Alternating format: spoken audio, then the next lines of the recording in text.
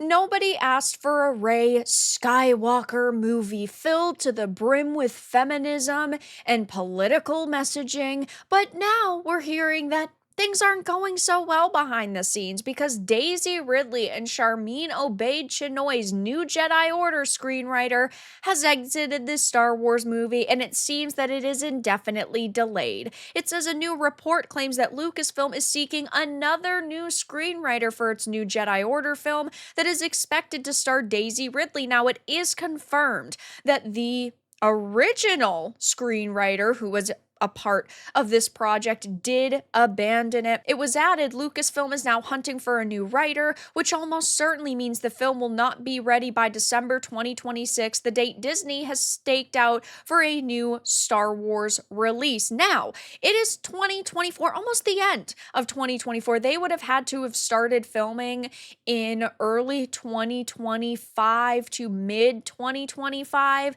to hit any sort of date in December 2026, but I don't think that this movie is going to release at all whatsoever. I understand that Kathleen Kennedy is still at Lucasfilm. She's still pushing the Force's female messaging, but every single project that's done this has been a major failure, especially the recent release of The Acolyte. That was a flop for them.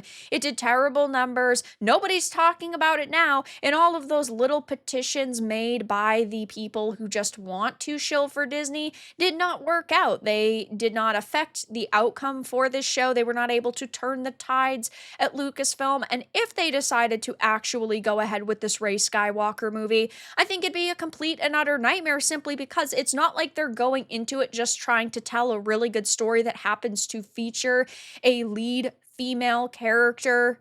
Even though Rey is massively disliked, they still could have tried to have salvaged her character, but we know that Charmin Obaid-Chinoy is a raging feminist, and she had implied the film will continue to inject feminism into Star Wars, which isn't what people want. Nobody wants a writer or a director to go into something hoping to inject some sort of messaging. It's okay if she had just said, we have this lead female and she, can definitely hold her own, but, there's plenty of room for her to grow. That is the story we want to hear. We do not want Mary Sue's who start off a story and can do everything perfectly like Rey did in the 3 sequel trilogy movies. Nobody likes that. And if you continue to inject feminism into Star Wars, you're going to continue to lose a boatload of money. And now that we know that Stephen Knight is no longer writing this Rey Star Wars movie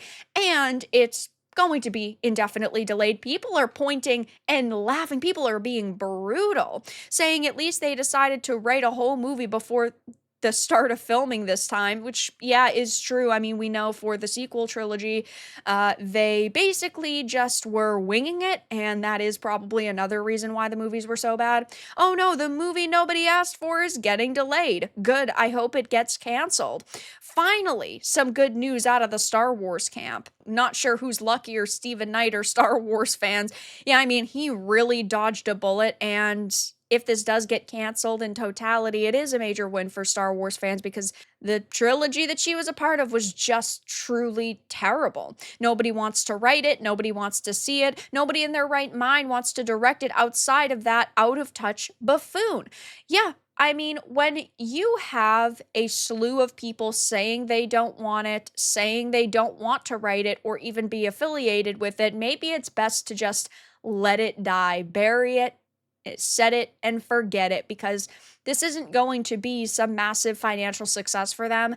There's not going to be a lot of people who are going to go and see it. And it's like with sequels, right? I love having sequels to movies, and I love seeing follow-ups when it comes to video games and companies trying to turn, movies and TV shows and games into franchises because one was really successful, like Ghost of Tsushima. Now we're getting Ghost of Yotei. But sometimes things don't need sequels. Sometimes things don't need follow-ups. And the sequel trilogy trilogy does not need any follow-ups. You do not need to bring Daisy Ridley back. You don't need to make a new Jedi Order movie with her.